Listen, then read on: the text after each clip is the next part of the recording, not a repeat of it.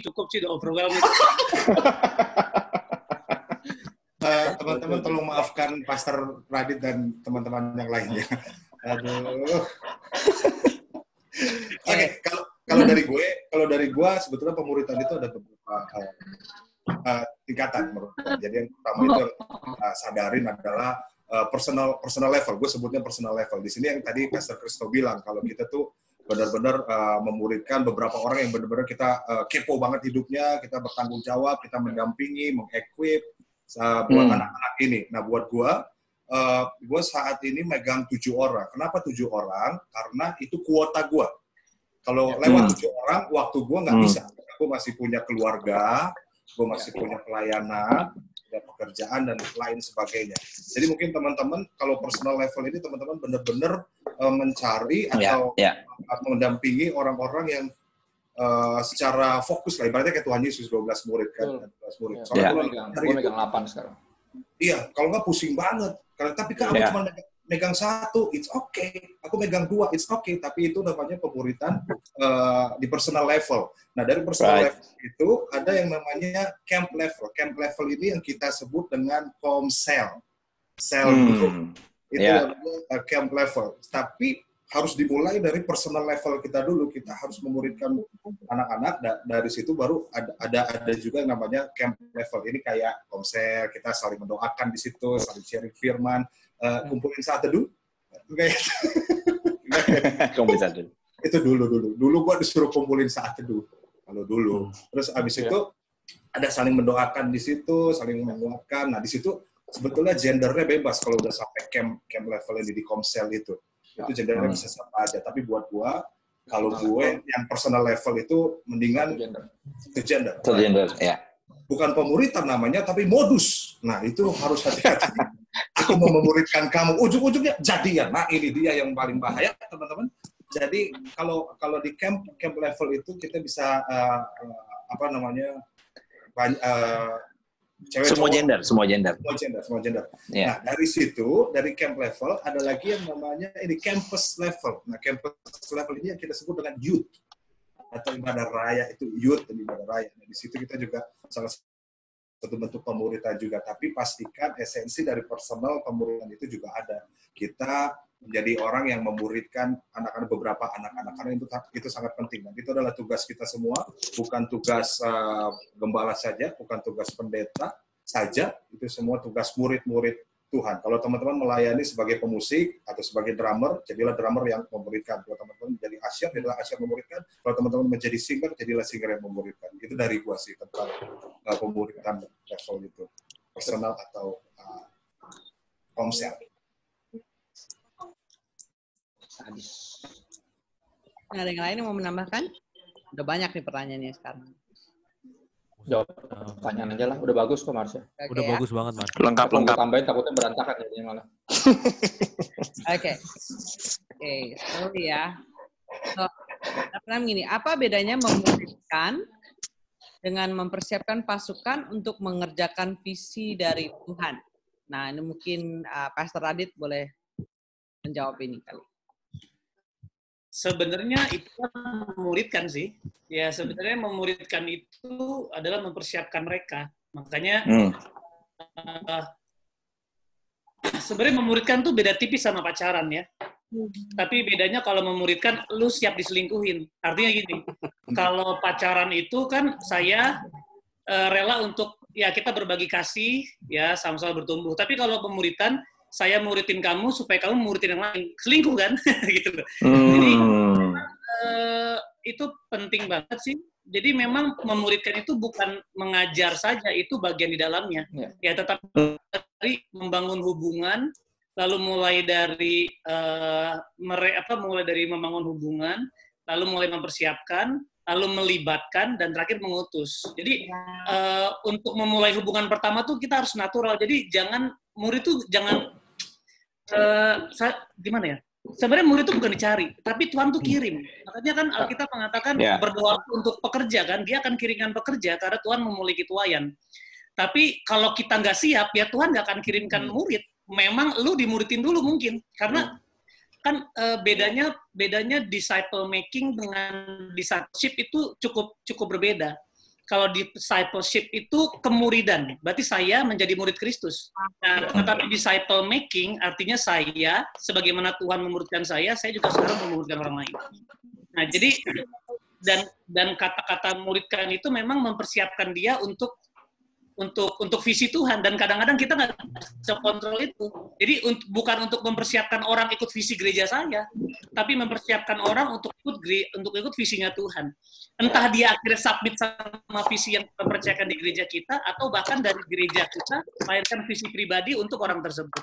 Jadi makanya disciple making church itu ada hubungannya untuk melibatkan dia ke dalam gereja lokal, itu bagian kecil, tapi melibatkan dalam tubuh Kristus secara global untuk melakukan Tuhan.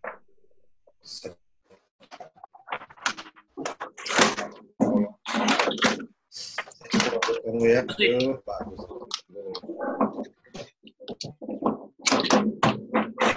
lanjut ya. Benar, itu. Udah bagus.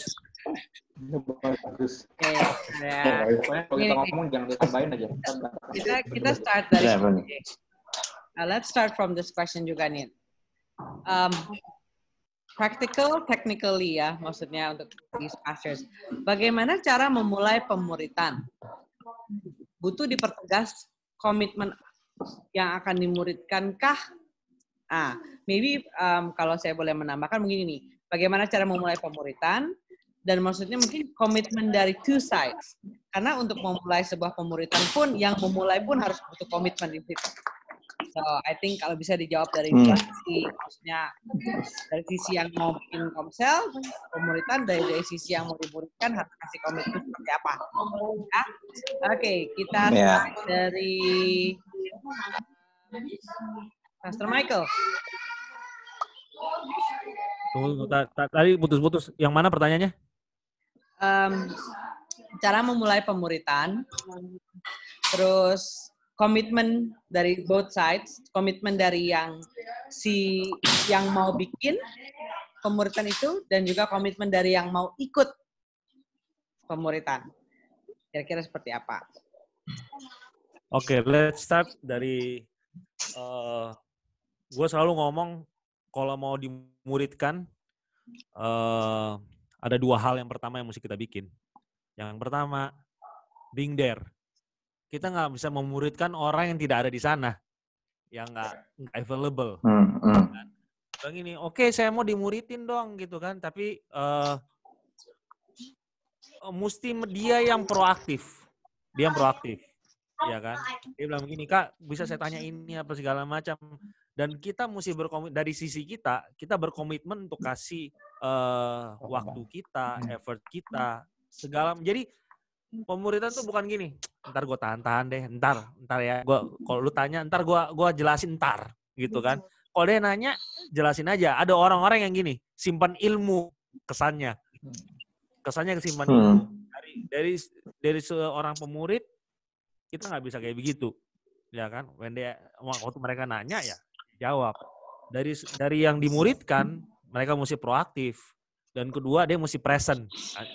Mesti present tadi bilang maksudnya. Mesti ada di situ. Kita nggak bisa memuridkan seseorang yang nggak ada di situ, yang tiap hari they just gone, gitu kan?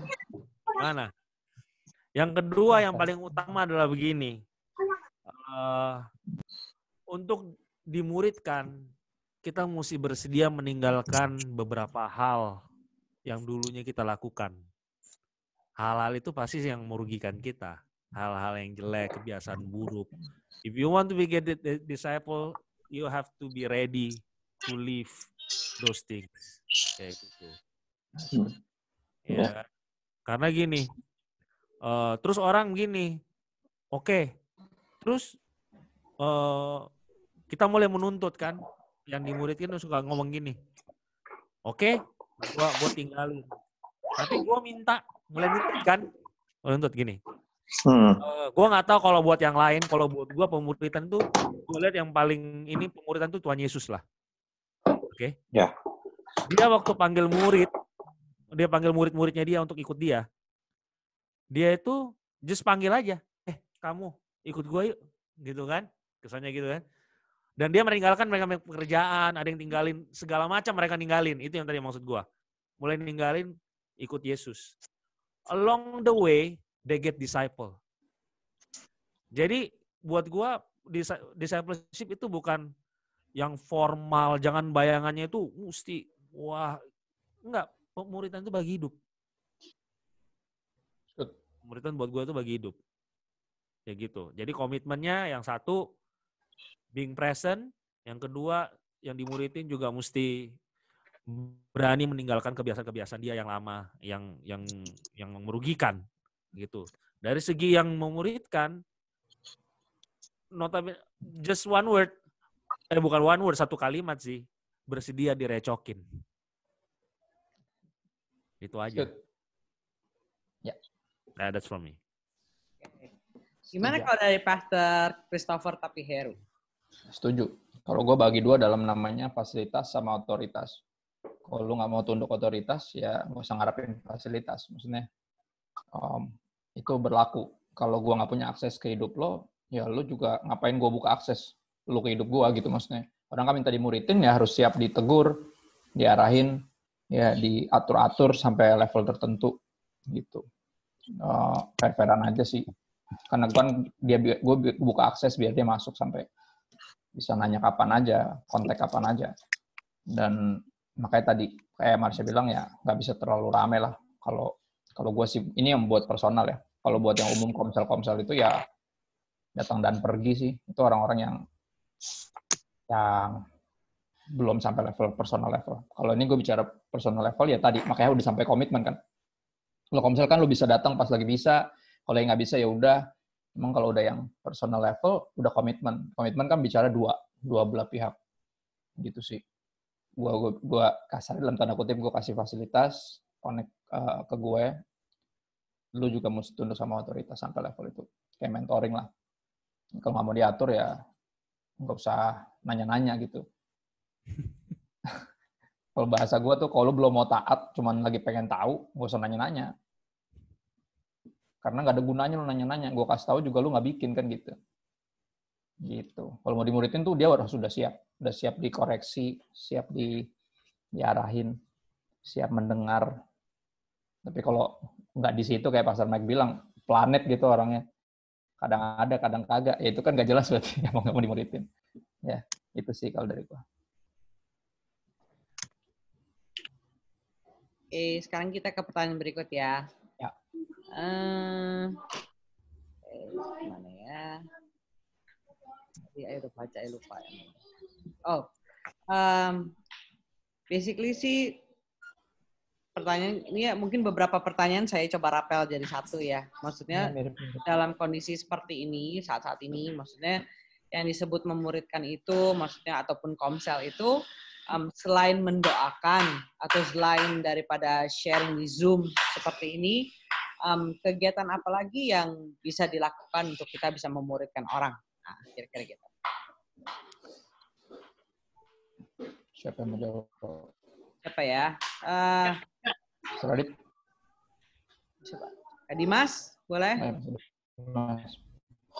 Oke, terima kasih buat teman-teman yang tanya.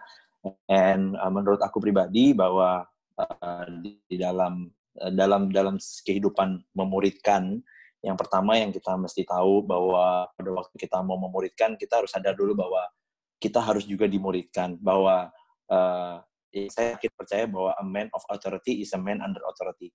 Jadi pada waktu kita dimuridkan, kita juga harus lihat dulu posisi kita, apakah memang kita sedang dimuridkan juga, bahwa kita tidak bisa langsung, saya mau jadi guru nih untuk memuridkan, tetapi di atas kita tidak ada orang yang bisa mendapatkan akses untuk menegur buat kita, untuk memperbaiki kita, untuk cara dalam kehidupan kita. Itu adalah poin pertama. Tapi yang kedua tadi bahwa kegiatan apa yang kita bisa lakukan, tentunya kalau buat saya pribadi ya, mungkin nanti kakak yang lain juga bisa nambahin. Kalau buat saya pribadi sih, selagi kita juga lagi berjarak dalam tanda kutip secara fisik, buat saya pribadi yang saya lagi lakukan adalah saya melanjutkan pengajaran Bible study, tapi juga bukan hanya bicara tentang saling sharing firman, tapi bukan juga pengajaran aja, tapi kita juga berbagi hidup. Kepada siapa? Kepada orang-orang yang tadi mungkin Pastor, kalau teman-teman perhatiin, Pastor Christopher dan Kak Marsha tadi bilang, ada 7, ada 8 orang. Nah, orang-orang terdekat kita ini yang memang memberikan hidup buat kita investasikan waktu-waktu kita untuk memperlengkapi mereka dengan firman Tuhan. Dan juga firman memang benar-benar kita percaya selalu hidup dan juga relevan buat hari-hari ini. Lalu, di situ kita percaya bahwa ada satu kedalaman dan satu keintiman yang kita bisa usahakan di masa-masa PSBB ini, yang kita nggak boleh ketemu secara fisik. Tetapi buat saya pribadi itu sesuatu yang sangat ampuh ya buat saya untuk to do the Bible study, untuk bisa mengajarkan firman Tuhan gitu, terus berbagi tentang hari-hari ini dan lain sebagainya, bukan hanya untuk mengajarkan tapi juga mendengar feedback dari mereka sedang berhadapan dengan apa. Dan adalah baik kalau misalnya memang dari mereka kita persiapkan juga, seperti tadi Pastor Radit bilang, kita mempersiapkan dia juga untuk bisa melepaskan kembali apa yang mereka terima kepada orang-orang yang look up sama mereka. So kalau di dalam gereja Kadimas kita bilangnya connect group leader. Jadi connect group leader itu adalah orang-orang yang bisa membawahi beberapa orang lagi yang ada di dalam satu komsel besar. Nah, jadi dari apa yang kita investasikan tadi terhadap misalnya 7 atau 8 orang, nah 8 orang itu juga melepaskan kembali, coba untuk melatih atau belajar untuk mengajarkan kebenaran firman Tuhan buat hidup mereka yang lain, dan juga untuk bisa memberikan kekuatan dan sebagainya. Saya percaya bahwa bukan seberapa banyak kita perlu tahu dulu baru kita bisa mengajar, tetapi seberapa banyak yang kita sudah tahu, saya pikir itu adalah lebih dari cukup untuk kita bisa melepaskan itu sebagai kekuatan buat orang-orang yang kita muridkan hari-hari ini. Kalori, menurut aku seperti itu. So Bible study ya, untuk kita do Zoom gini, melakukan kalau Zoom kan kalau 2 orang one on one kan dia nggak ada 40 menit ya, bisa lebih katanya kan. Jadi kita bisa pakai ini sebagai sebuah media untuk Bible study. Setidaknya itu buat saya. Mungkin kakak-kakak yang lain bisa add on. Ya, mungkin dari Kak Marsha. Halo semua, balik lagi bersama saya Marsha dan juga boleh kembali. Oke, sebenarnya banyak yang bisa kita lakuin teman-teman ya. Kalau di komunitas saya, kita ngelakuin ada sama kayak tadi Kakak Dimas juga, ada kelas, kita bilangnya kelas-kelas gitu, ada kelas dasar kekristenan. Siapa tahu ada beberapa anak yang join sama kita belum pernah tahu nih tentang dasar-dasar kekristenan. Selain itu kita buka yang namanya curcol, itu curahan cerita online. Jadi di situ para leaders kita, bahkan leaders yang sedang kita muridkan dan yang sedang mau memuridkan, dia kita kasih kayak ruang untuk dia bisa memberikan hidupnya untuk berbagi cerita sama orang yang belum dimuridkan di komunitas kita. Tapi kita mintanya cuma 5 orang. Karena kalau lebih dari itu akan pusing, dia akan dengerin. Dan di situ apa yang dilakukan, di situ dia dengerin apa yang menjadi curhatan, apa yang menjadi stres, apa yang menjadi depresi, tentang kehidupan yang sekarang lagi terjadi di COVID-19 ini. Entah dia kehilangan kerjaan kah, kehilangan pacar kah, atau banyak hal lah. Pokoknya yang membuat dia galau, dia bisa cerita, bisa sharing di situ. Nah, di situ kita kerjanya adalah kita mendengar. Kadang orang curhat itu cuma pengen cerita aja, nggak Betul pengen banget. Solusi sebetulnya. True. Dia curhat, cerita, kita dengerin sebagai pendengar, dan setelah itu kita doakan di situ. Jadi itu ada ruangan namanya curcol. Dan juga kita dorong juga leaders kita untuk mulai jalanin Instagram Live nih. Hari ini Instagram Live-nya, kamu punya materi apa, coba dikasih tahu ke kita apa yang kamu bagiin. Ya Kak, aku pengen bagiin tentang kedatangan Tuhan yang ke-7 kali. Bingung kan lo? Ke-7 kali? Dari mana? Nah, itu ya, pokoknya tentang hal-hal itu. Dia tanya-tanya seperti itu. Boleh nggak Kak? Nah, baru habis itu, oh yaudah.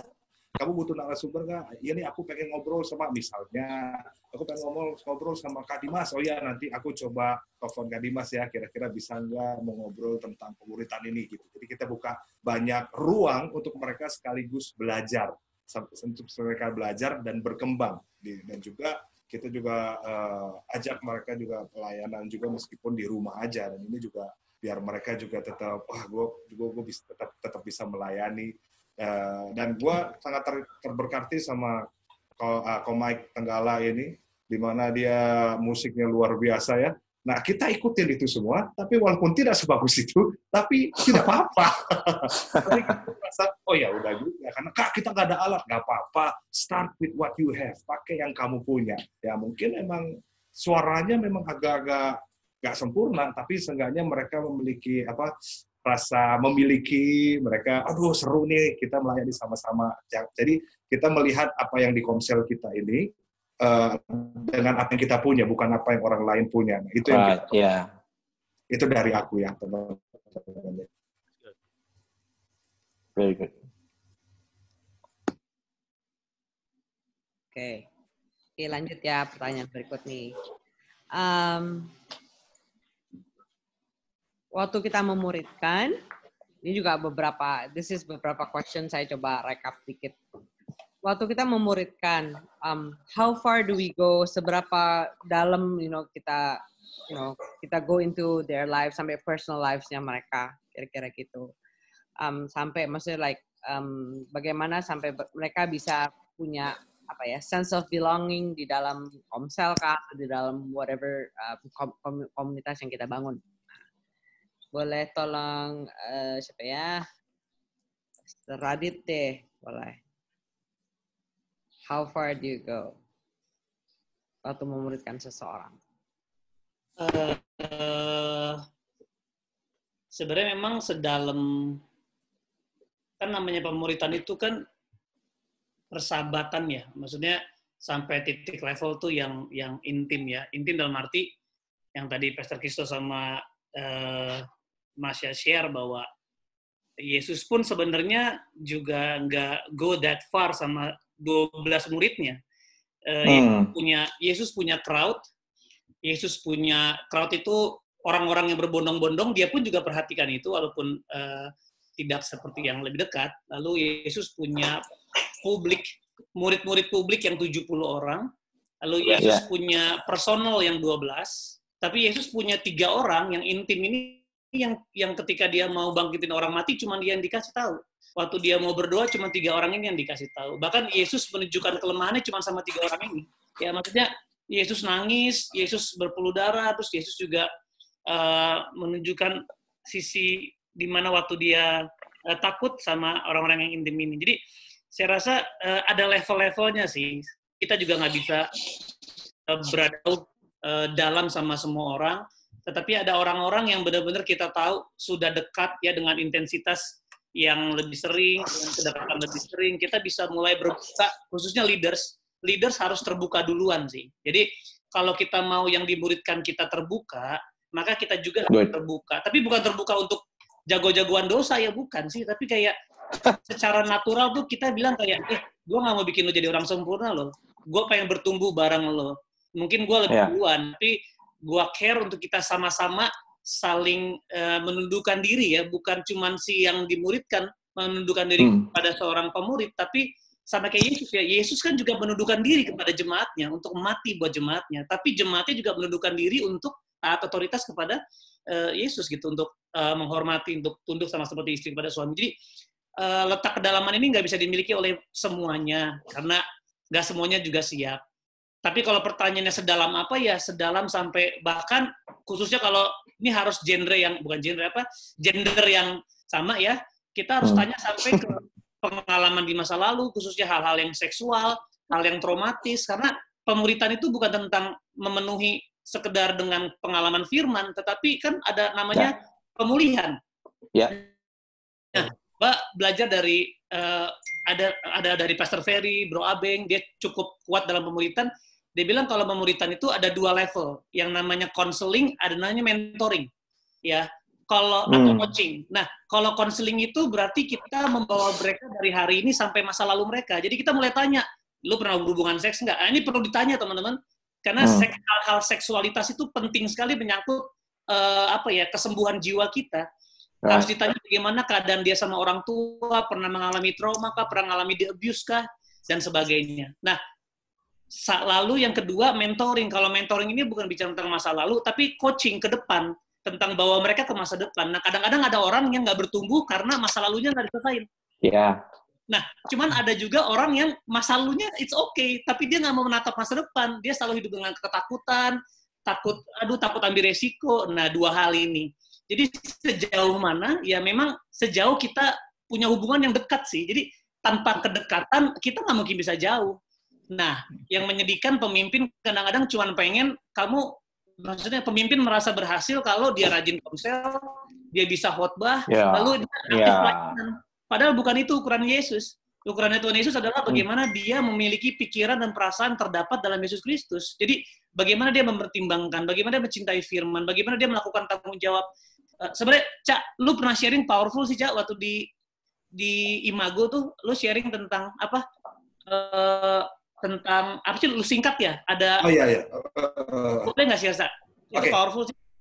Jadi kalau di kita menentuin core pemuritan di tempat kita mau seperti apa. Jadi anak-anak yang datang kita tuh mereka ngapain sih di situ, apa yang harus kita lakukan buat mereka. Jadi kita baginya itu dalam bentuk satu kata, yaitu real, R-E-A-L, real. Wow. Real itu ya benar-benar nyata, ya nggak tipu-tipu dan bukan kaleng-kaleng lah ibarat, bukan harapan PHP palsu gitulah pokoknya. Yeah. Real. Real itu kalau di kita jabarinnya seperti ini. R-nya itu relationship. Jadi setiap orang yang dimuridkan sama kita, dia harus punya relationship yang real. Pertama sama Tuhan, yang kedua sama sesama. Karena benar tadi Radit bilang, jangan sampai kita pemimpin cuma butuh dia datang ke komsel, tapi kita nggak tahu tentang kehidupannya yang terjadi sama dia. Keluarganya gimana, jangan-jangan dia serajin komsel, pelayanan komsel, dia juga aktif banget, rajin doa, tapi berantem terus sama keluarganya. Ngapain kamu ke gereja situ sih? Macam. Nah, jadi kita harus tahu tuh sampai situ-situ, dan dari situ baru setelah relationnya real, gitu nyata gitu ya, sungguh-sungguh benar-benar, antara dia ketemu Tuhan, karena perubahan itu bisa terjadi gara-gara dia ketemu Tuhan, dan setelah itu kita sebagai pemimpin agak susah untuk membuat dia berubah, dan kadang kita tuh sampai gemes, lu nggak berubah-berubah gimana sih? Karena itu bukan bagian kita untuk berubah dia, bagian kita adalah mendampingi dia gitu kan. Nah, relation itu harus dibangun sampai detik kedekatan di mana dia terbuka dan menunjukkan setiap dapurnya sama kita. Kadang waktu kita kenalan, kita cuma ketemu di ruang tamu doang tuh, yang bagus-bagus, sofa. Tapi sampai ke dalam itu, kita nggak lihat yang namanya dapur-dapurnya yang berantakannya seperti apa. Nah, makanya hubungan itu terus dibangun.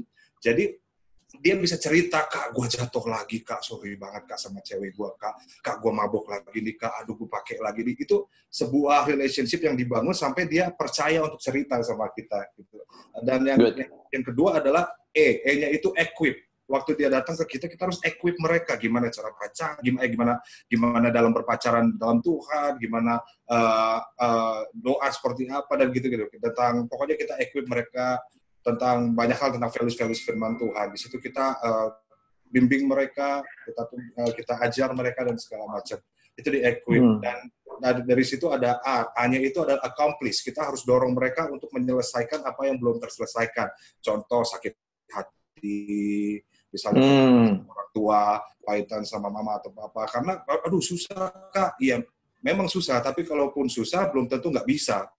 Pasti bisa kalau bersama dengan Tuhan. Dan makanya kita dorong, kamu gimana kuliah yang berantakan? Aduh, aku udah males. Kita tanya, kenapa kamu males? Jadi kita tanya, yuk selesain dong kuliahnya. Kamu harus bisa selesain kuliahnya. Kamu harus berusaha untuk rekonsiliasi sama orang tua. Kenapa kok kamu bisa kena? Dan segala macam. Mereka harus accomplish setiap masalah mereka yang ada. Dan terakhir adalah L. L-nya itu lead on. Jadi kita membawa mereka bukan hanya sampai di mereka aja, mereka harus juga memuridkan yang lain sampai mereka menjadi leader juga. Jadi pemimpin yang menghasilkan pemimpin lain, dan itu akan terus saja. Sehingga gua rasa kita harus menentukan core itu dalam pemuritan kita sih. Nah, di kita yang tadi real, relationship, equip, accomplish, yang terakhir adalah lead. Itu dari lead. Awesome. That was great. Mantap.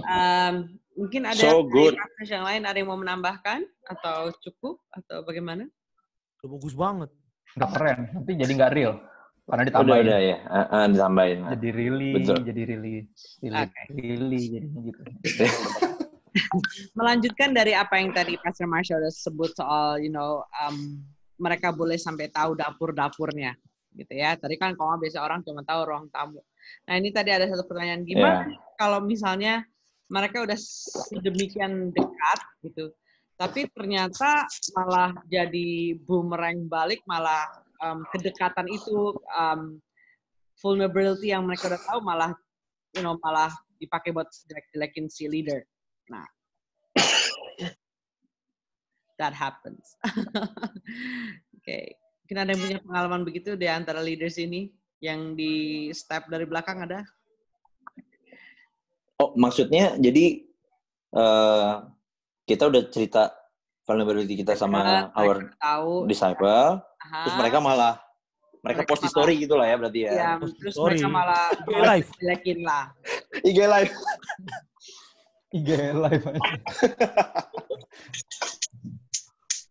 Gimana? Nah itu, ada yang punya pengalaman itu mungkin boleh. Kalau gue sih biasa ceritain kegagalan gue di hadapan jemaat sih, jadinya mereka nggak punya bahan gosip.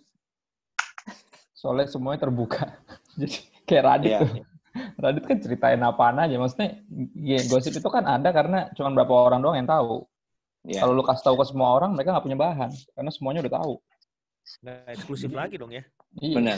Gosip bodo amat. Di November gue juga terbuka kan sama... Kan tujuan gue terbuka awalnya kan biar dia terbuka kan. Kan itu. Jadi mau itu infonya di kemana-mananya juga no problem. Kan tujuan gue membuka diri pertama adalah biar dia terbuka. Karena kalau orang nggak terbuka kan susah. Kita mau bawa kemana juga bingung kan. Masa lalunya gimana. Kita mau ke depannya juga susah. Gitu. Kan di November gitu. Kayak Daud bilang sih. Daud kan dengan berani bilang saya menceritakan pelanggaran saya di congregation, kata Daud. Jadi semua orang tahu pelanggaran. So good. No problem lah buat gue sih. Kalau gue sih. Tahu deh yang lain. I think sama ya.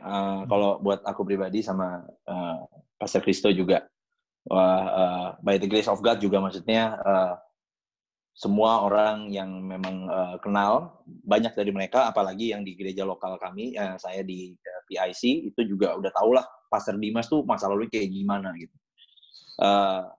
Saya nggak bangga dengan masa lalu saya, tapi saya juga nggak malu untuk menceritakan, karena itu adalah karya Tuhan yang benar-benar bisa merubah sesuatu yang parah banget, yang dunia udah anggap, bahkan dunia nggak nganggap, tapi dia bisa buat sesuatu yang luar biasa.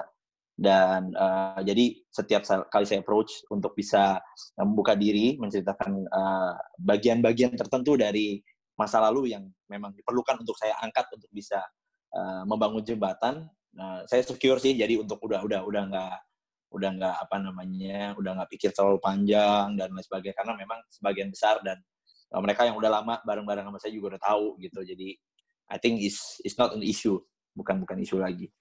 Tapi mungkin belum tahu deh Bu, dengan Kak Marsha mungkin bisa tambahin. Cukup bagus. Bagus.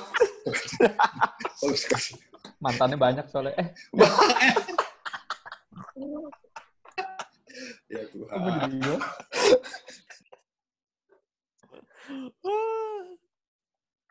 Oh Mike, shalom. Pastor Mike bisa nambahin, Pastor Mike. Udah bagus banget tadi tuh. Enggak lah, kalau gua sih yang dekat-dekat tahu sih aib-aib gua lah. Dekat-dekat ya gini. Gua tuh kadang-kadang suka lupa sih sama masa lalu gua, beneran. Seriously. Bagus sih emang buat jadi mantap.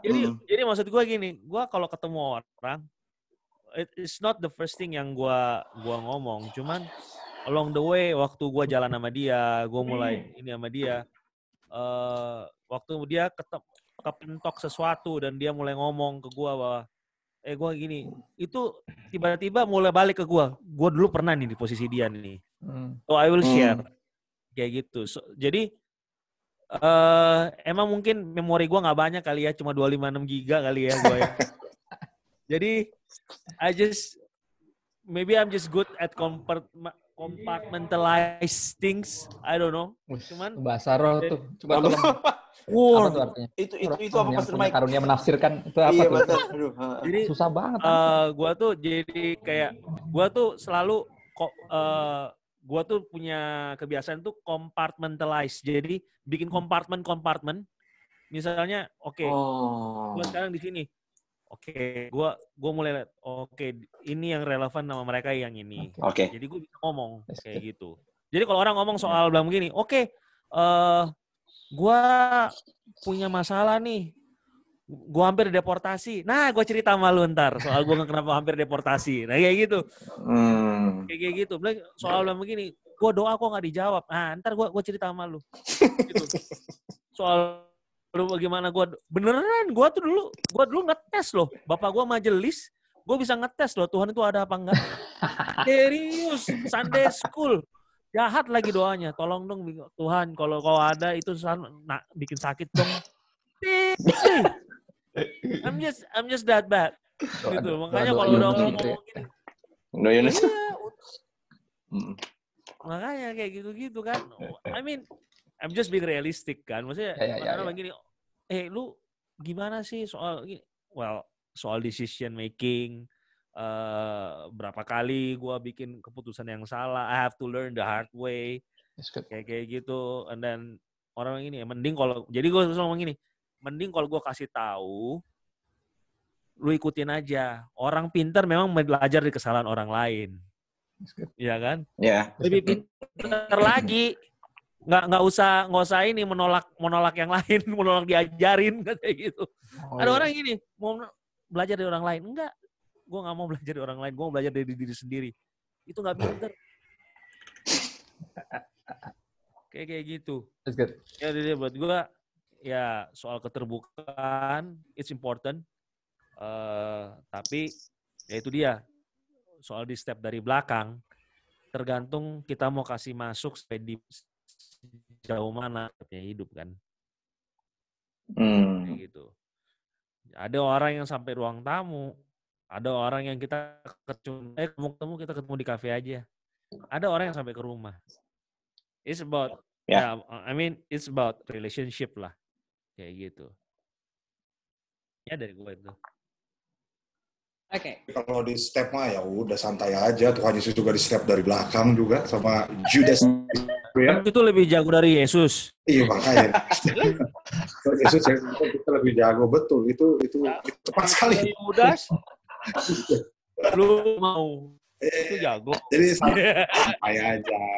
Relax aja. Ya, karena gini, kalaupun teman-teman ngelakuin hal yang benar juga pasti ada orang yang ngomongin. Kita ada orang mau lakuin yang benar kek, mau lakuin pasti ada yang ngomongin. Yang penting jangan sampai omongan orang itu menjadi yang penting terus saja jalan bersama dengan itulah visi yang Tuhan kasih. Santai aja.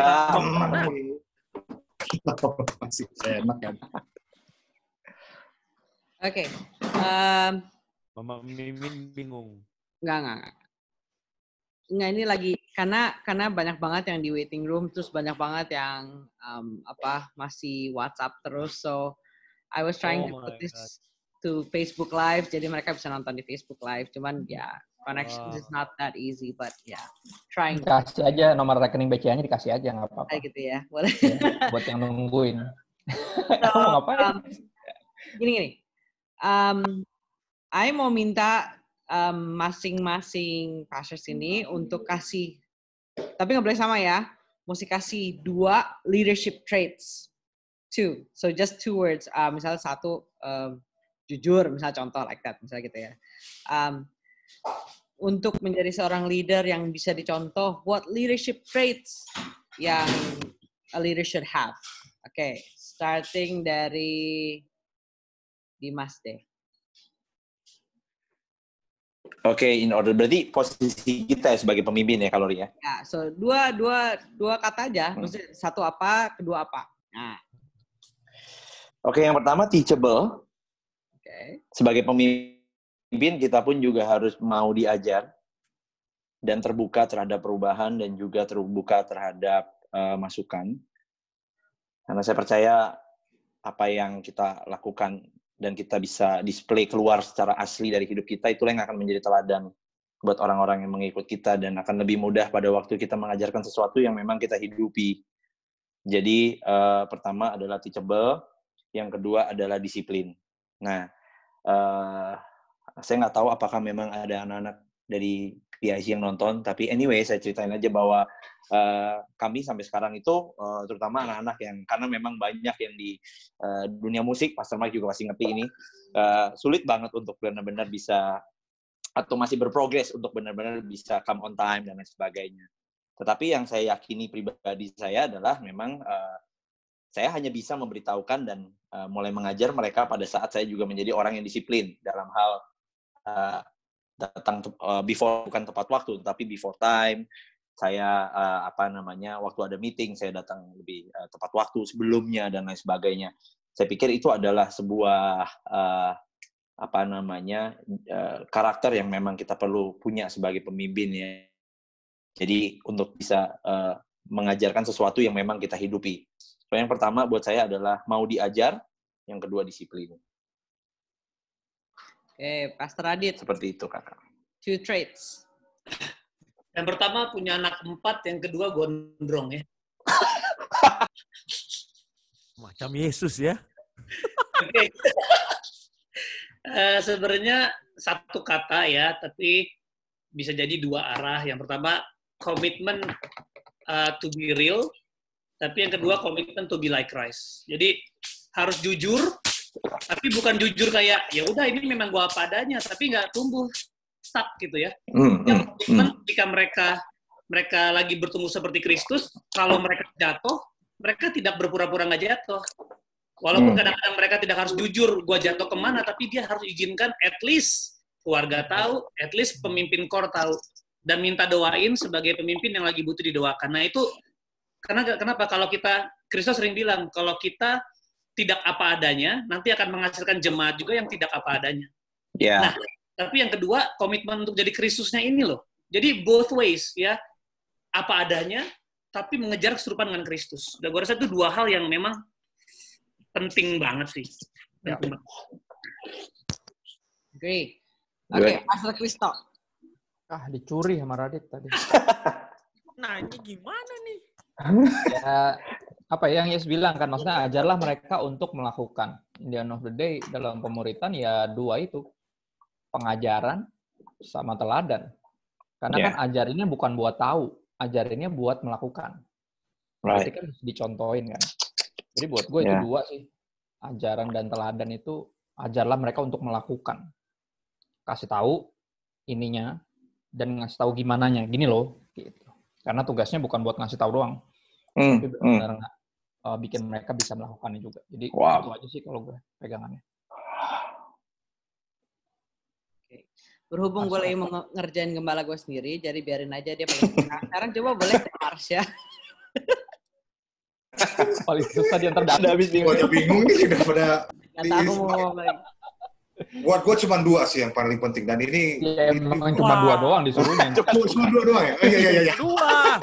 Oh iya, maaf. Buat gue nih, untuk dalam ini ya, ini penting banget. Ini harus kita renungkan dalam. Serius apa enggak nih? Kalau lu serius.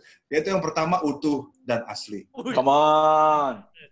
Itu gerejanya dia tadi. Lu mah nggak jelas. Udah pada diambil, bro. Utuh dan asli ya. Iya, gue pengen lucu dan asli atau apa? Lucu dan asli atau?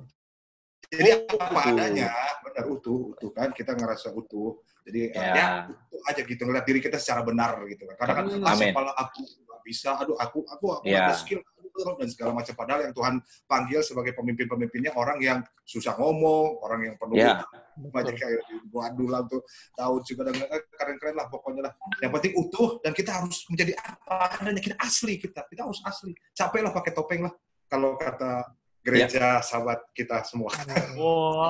Desain kaosnya mereka semua itu gimana? Iya. Itu satu lu masih nyontek itu. Kan asli tadi udah diambil tuh, komitmen to be real. Nah, asli tapi satu itu. Itu siapa tuh? Itu siapa? Radit tadi. Emang. Aslinya nggak boleh, utuhnya oke lah. Utuhnya oke. Aslinya nggak bisa ditoleransi. Coba mungkin yang lain. Ya holo. Jangan gitu. Situ terakhir. Aslinya nggak boleh ya? Kayaknya gue mesti. Ya udah. Sama kayak Kristo tadi kan dia bilang acara. Kan nggak boleh ngambil. Nggak boleh, Pastor. Ada sesuatu yang lo belum bilang. Pengembangan ya. Melakukan apa yang kuperintahkan, dan Tuhan kan bilang perintah gini, aku berikan kepadamu perintah yang baru, yaitu kasihilah sesamamu manusia sama seperti. Jadi utuh dan mengasihi. Gimana? Benar kan, love, karena ujung-ujungnya adalah love, bro. Ujung-ujungnya adalah kasih. Kalau kita memberikan kasih, jadinya cuma Boleh, itu belum ada. Utuh dan mengasihi. Wah, mantap. Oke, baik. Michael, Pastor Michael, mari. Udah habis, bingung, udah habis belum diskografi? The taste of good tuh. Jadi utuh dah. Oke. Kalau buat gua good leader itu great leaders mesti punya visi ke depan. Oh, itu dia. You gotta have vision, you gotta be a dreamer, you gotta be someone with purpose gitu loh. Karena mau muridin orang, waktu Yesus panggil murid-muridnya dia bilang begini, Petrus ikut aku jadiin kamu. Kayak gitu kan. If you don't know mau ngapain sama dia, jangan jadi pemurid. You gotta know, when people follow you, you mesti tahu bahwa you mau jadiin apa dia. What do you see in his life? Gitu. Kalau you cannot see something in his life, don't do it, man. You waste everybody's time. Kayak gitu. Nah, yang kedua, you gotta be relevant. Wow. Right. Relevant meaning simple. Karena itu kemarin gue ada posting di Instagram gue bilang gini, do not complicate your life because complicate things in your life is costly. Mahal. Complicated life is very costly. Expensive, kan. Jadi, just being relevant, be real kayak Pastor Dimas ngomong kan. Buat gue itu, just be relevant. Jangan ngomong yang kebanyakan yang di sana. Our job is to make people's lives lebih simple aja. Yeah.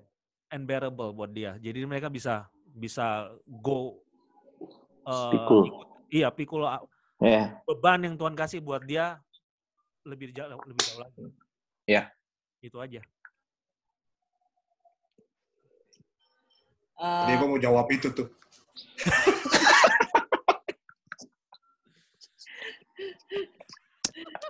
Pastor Marsha, you're the best. Okay, here we go. Another question ya.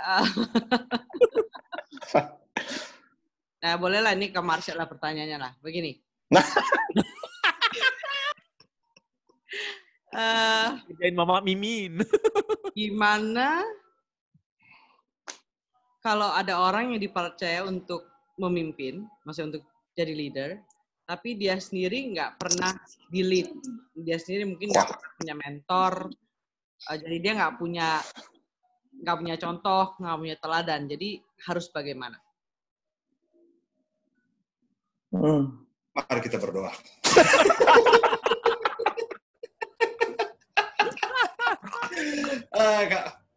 Kalau buat gua perlu sih sebetulnya kita juga punya dimuridkan ya. Tapi buat gua kalau mentor itu sebetulnya bisa banyak. Tapi Bapak Rohani memang cuma satu. Gua belajar dari hamba Tuhan yang luar biasa. Jadi dia bilang kalau Bapak Rohani itu cuma satu, tapi mentor boleh banyak. Ibaratnya kalau lo punya anak lo mau belajar basket, lo harus kasih guru yang jago basket. Kalau anak lo mau main badminton, lo harus kasih guru main badminton. Jadi mentornya banyak. Makanya Radit bilang tadi kalau pemuridan agak bersedia diselingkuhi karena anak kita harus bisa belajar sama siapa aja dan kitanya secure. Nah, buat gue kita juga perlu untuk kita diajar juga sih sebetulnya untuk belajar dan untuk diajar. Jadi mungkin kalau misalnya kebanyakan ini nggak dapat mentor atau nggak dapat figur Bapak di dalam sebuah gerejanya, tapi buat gue teman-teman bisa cari mentor di luar dari brand gereja teman-teman juga karena kita adalah satu tubuh Kristus. Jadi ya. Teman-teman bisa minta Pastor Kristo, bisa minta Pastor Wendy, bisa minta Pastor Mike Tagala, Dimas, bisa loh. Tapi ya ini harus butuh dua komitmen yang menjadi satu. Kalau di kita memang ini kita kayak nembak gitu loh, kayak nembak, Kak mau nggak muridin aku? Ya boleh kayak gitu. Tapi gua rasa kalau misalnya memang teman-teman sampai sekarang masih dalam tahap mencari orang untuk bisa membimbing, meng-guide teman-teman sendiri sekarang, ya nggak apa-apa, jangan sampai engkau menghentikan langkahmu untuk memuridkan. Karena ya ini juga salah satu amanat agung yang Tuhan kasih, yaitu kita memuridkan. Dan itu tugas utama sih sebetulnya. Bagi hidup buat orang lain. Itu aja dari aku sih sebetulnya. Wow. Keren. Nah, ini ya. Wow. Ini pertanyaan jawaban very very spontan aja. Coba Pastor Kristo. Bagusan mana? Menjadi leader yang real dan apa adanya, menunjukkan bukan hanya kelebihan tapi kelemahannya juga, atau menjadi leader yang menutupi kelemahan biar dapat subur domba-dombanya? Udah dikutip tadi sama Radit. Gue percaya kita semua lagi berobat jalan, cuman bedanya gue lebih duluan aja. So good. Jadi ya sesama berobat jalan dilarang saling menghakimi dan mesti saling memahami, bukan memaklumi ya. Kalau memaklumi kita diemin. Kalau memahami itu kan ngerti bahwa ini dia lagi di posisi gue. Ya. Yeah. Kayak tadi Pastor Mas bilang. Jadi buat gue lebih pilih yang lebih vulnerable. Biar kadang nggak pinter aja guanya. Gue juga bingung nyebutnya apa tuh. Pastor Kristo lagi Pastor Marsha banget nih ya bahasanya. Gue pernah bahasa begitu bro. Broken gue. Ngeri. Gue bahasa Ibrani, Yunani. Wow. Kratos, Frans, Katos gitu. Gue nggak ngerti lah itu. Ngajarin lagi kelas nih, ntar lagi kelas nih soalnya. Okay. Ini mungkin ini salah satu pertanyaan terakhir yang maksudnya cukup penting lah, maksudnya for me. Dia pertanyaannya jadi ceritanya, maksudnya kan kita kan kalau misalnya kita bilang dalam satu komunitas, dalam satu komunitas, kita bilang oh ya, you can boleh cerita, maksudnya sampai ke dalam-dalam lah gitu ya, mungkin cerita masa lalu kan tadi gitu ya, sempat ngomong gitu. Tapi maksudnya kan kita we have ethic codes gitu ya, bahwa kita bilang bahwa ya itu it's just between me and you gitu. Tapi ternyatanya maksudnya cerita ini tapi ternyata malah tersebar, malah bocor kemana-mana. Nah, menurut para pastors dengan hal-hal yang seperti itu bagaimana? Maksudnya sampai tingkat mana? Maksudnya gini, kalau memang sometimes mungkin kan kita kan sebagai leaders kita mungkin nggak bisa jawab sendiri. Walaupun misalnya ada masa lalu seperti apa, mungkin we need also guidance dari mungkin yang above us atau gimana. Nah, kalau kode etik in sharing those kind of things yang mungkin yang private, yang personal, batasannya di mana? Nah, gitu deh bahasanya. Oke? Ya paling kita sebut saja Bunga misalnya gitu. Paling gampang itu pakai nama lain lah. Iya. Kalau kan masalahnya kan spesifik kadang. Kita misalnya bingung nih, kita nanya sama mentor atau bapak rohani kita. Pasti kan kita ceritain masalahnya, cuman ya namanya batas kode etiknya namanya kita samarkan lah. Jadi Surade atau jadi Bunga atau Marwan gitu atau apalah yang lain-lain. Mungkin yang lain? Harman terus itu. Maksudnya kalau cerita itu kan nggak bisa siapaan aja gitu. Cuman jangan sampai namanya orang jadi tahu kan, itu kan berarti bocor. Iya. Itu sih mannernya. Yang lain mungkin? Ada tanggapan? Sama. Setuju. Oke. So, karena ini sudah jam 6, saya mau panggil satu teman saya, namanya Helena Elisa. Where's Helena? Helena, are you there? Hi, everyone. Helena Elizabeth ini dia dari Revivo, and she's gonna say hi and share some things. Wow. Halo teman-teman. Wow. Kakak-kakak testers. Thank you banget buat sharingnya yang sangat-sangat powerful, pengajaran dan message-nya yang sangat-sangat inspirasi. Nah, aku di sini nggak panjang lebar aja sih. Aku Helena dari Revivo. Aku mau info aja buat teman-teman yang ada di sini. Jadi, untuk materi Leaders Talk yang bulan Februari, yang bertema Shades of Grey, itu teman-teman sudah bisa dengarkan di aplikasi Revivo. Gitu. Jadi, mungkin teman-teman yang nggak sempat datang di Heart Space pas bulan Februari, atau yang ingin flashback lagi, karena waktu itu sesinya sangat-sangat luar biasa, apalagi ada kehadiran Kak Jo Patiasina, nah itu teman-teman bisa dengarkan lagi di aplikasi Revivo. Itu aja sih info dari aku. Thank you atas kesempatannya. Revivo, saya dengar-dengar katanya Revivo tadi mau bagi-bagi sesuatu. Iya, jadi bagi-bagi. Wow. Boleh Ya, dong, dok. boleh dong. Biar semua yang sini kan kebagian sesuatu kan lumayan gitu ya. Boleh Nah, ya? jadi Kita main. gini, boleh banget. Oke, jadi yang dari Revivo disiapin apa nih? Ada free premium untuk teman-teman. Jadi buat teman-teman yang mungkin sekarang account Revivo-nya lagi basic, belum sempat beli paket premium, nah bisa aku kasih secara free gitu. Oke. So, saya kasih pertanyaan. 3 ya? 3 kan ya? Ya, 3. Oke. Jadi 3 yang paling cepat deh ya. Oke, saya kasih pertanyaan. 3 yang paling cepat untuk jawab di chat room. Oke, di chat room. Jadi 3 yang paling cepat untuk jawab. Dia yang dapat premium account dari Revivo. Oke, siap ya semuanya ya? Oke. Tadi ada satu singkatan lah ya. Real. Yang disampaikan sama Kak Marsha. Apa itu real tadi? Ayo.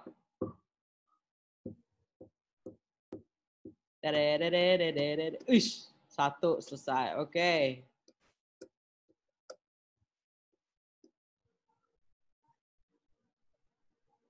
Oke. Oke. So here yang paling cepat menjawab paling lengkap itu adalah Blesti Clementine. Oke, Lucky Wahyudi. Terus Hendri Sanjaya. Nah, terus nanti ini gimana nih caranya, Kak Helena? Oh iya, nanti 3 orang teman-teman yang sudah disebutkan namanya tadi boleh di chat ke chat room-nya untuk alamat email yang terdaftar di Revivo. Itu aja. Oke, jadi untuk 3 nama tadi, ya siapa tadi? Lucky Wahyudi, Blesti Clementine, sama Hendri Sanjaya. Oke, boleh kasih emailnya apa yang tergabung dengan account Revivo. Asik. Blesti sudah nih, Blesti sudah aku terima, Lucky juga. Si satu lagi udah, Hendri Sanjaya.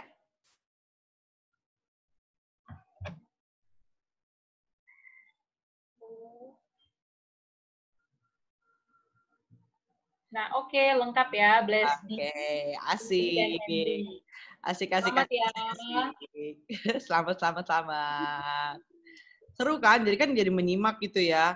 Nanti kita kalau next Leaders Talks, Revivo kasih hadiah lagi ya. Wah, siap. So, gimana para pastors ini? Kita sudah di jam 6.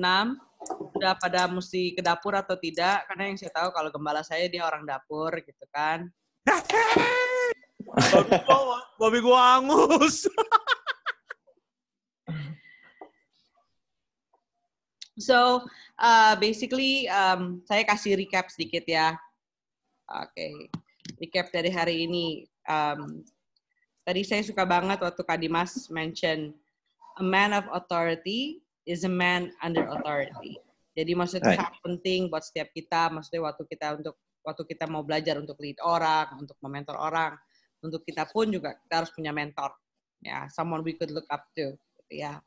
And tadi Pastor Michael juga sempat mention about gimana sih gitu untuk punya sebuah pemuritan, untuk punya sebuah community, whatever it is namanya. Yang paling utama ya, we have to be present, gitu ya. Kita harus hadir. Jadi nggak bisa cuma sebuah slogan mau bikin tapi kita nggak hadir, gitu ya.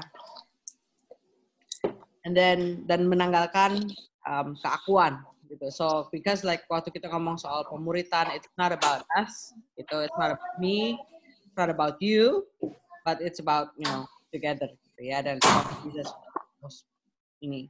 Terus tadi basically semua udah mendengarkan tadi dari Kak Marsha yang real, relationship, equip, accomplish, and lead on. Betul ya? Betul kan Kak Marsha ya? Lead on, right? Oke. Kamu dapat paket dari yang udah kayak? Saya udah punya account Revival Premium. Kok gue jadi promosi sih gitu ya? Saya udah pakai premium account Revival. Gitu. And siapa nih tadi mention? Oh, I forgot siapa yang mention, tapi tadi aku nyatet bahwa ini Kak Kristo tadi sempat bilang bahwa kita as leaders, kita mesti vulnerable. And tadi tadi mention, Kak Dimas, about being secure. We have to be secure. Ya. And traits of a leader. Nah, dari yang tadi masing-masing ini kebagian dua-dua. Teachable, discipline, commitment to be real, commitment to be like Christ, ajaran, teladan, utuh, aslinya perlu sebut lagi ya. love, terus tadi yang paling terakhir, yang paling ini banget nih, harus punya visi. Sebagai leader mesti punya visi, mesti punya purpose, karena ya kalau as a leader, kalau misalnya kita nggak punya visi, kita mau tuntun domba-domba kemana? Ya, right. Benar banget. Dan kita harus menjadi relevan. Ya, apalagi di zaman seperti ini, menurut saya being simple, being clear itu very very important. Ya, oke. So, saya rasa kita tutup dulu untuk kali ini. Nanti tunggu aja di Instagram para pastors ini. Nanti saya rapat lagi sama mereka ya, gitu ya. Kapan kita akan adakan lagi leader talk? Basically, this is great. Gitu. Mungkin lebih baik kita upgrade Zoom kita supaya partisipannya bisa lebih banyak kali ya. Ini karena masih 100 gitu ya. Nanti kita bisa upgrade supaya bisa 300 yang masuk. And kalau misalnya mereka punya pertanyaan, we have kita punya email. Mungkin Pastor Michael boleh tolong diketikkan. Saya masih sambil pegang blender soalnya.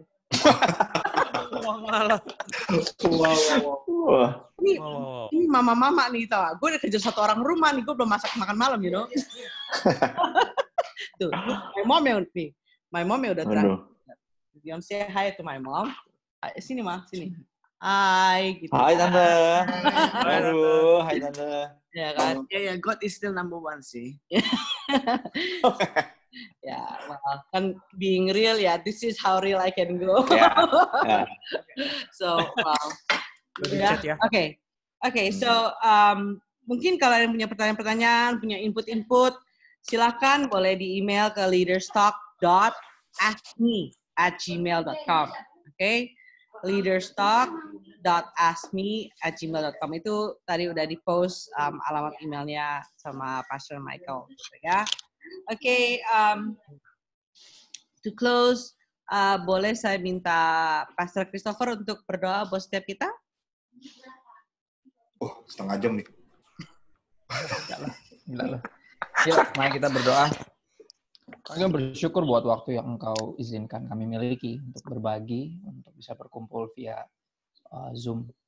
Kami bersyukur buat kemajuan teknologi, kami bersyukur buat kondisi ini, bahkan kami percaya karena Engkau Tuhan yang baik, apapun yang Engkau izinkan terjadi, mendatangkan kebaikan, dan kami menikmatinya. Salah satunya ini kami bisa saling belajar dari satu sama lain, dan juga lebih punya banyak waktu untuk belajar, karena seringkali kami hanya fokus mungkin untuk mengajar, tapi nggak punya waktu untuk belajar. Tapi sekarang Kau bikinin waktunya, dan di waktu ini Tuhan ada sebuah berkat bisa saling belajar dari satu sama lain, dan bersyukur disadarkan bahwa kami nggak sendiri, bahwa ini panggilan bersama dan sebuah kehormatan dari Tuhan untuk melanjutkan apa yang Yesus lakukan.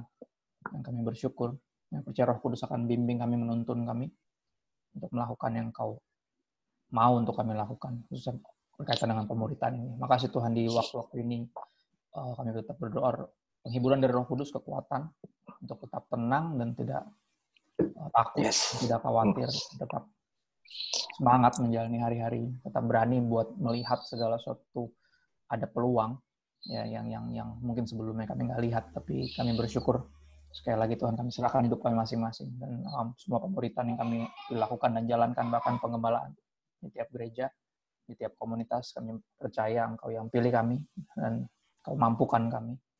Kami berserah sepenuhnya pada anugerah Tuhan dan kuasa Roh Kudus sampai alih. Terima kasih Bapak. Kami tutup sesi ini, kesempatan ini hanya dalam satu nama, yaitu nama Yesus yang membuat doa kami bukan hanya didengar tapi juga dikabulkan. Terima kasih Bapak. Amin. Pimpin kami Roh Kudus. Amin. Oke, amin. Terus, guys. Thank you. Thank you, Pastor. Thank you semua. Thank you semua. Bye. God bless you. Bye. Have a great night. Terima kasih. Asik di rumah masing-masing. Thank you seluruh kota di Indonesia. Luar negeri. Randy, Thank you semua. juga. Thank you. Thank you. Pontianak, Surabaya, Sidoarjo. Thank you Malaysia. Thank you. Thank you, Pastor semuanya. Salam dari Malaysia. God bless. Thank you, Pastor. God bless. Thank you, Pastor. Semuanya. Thank you semuanya. Thank you. Thank you. Yes. Thank you. God bless. Dari hari-hari kanan hidup berikutnya. God bless. Thank you.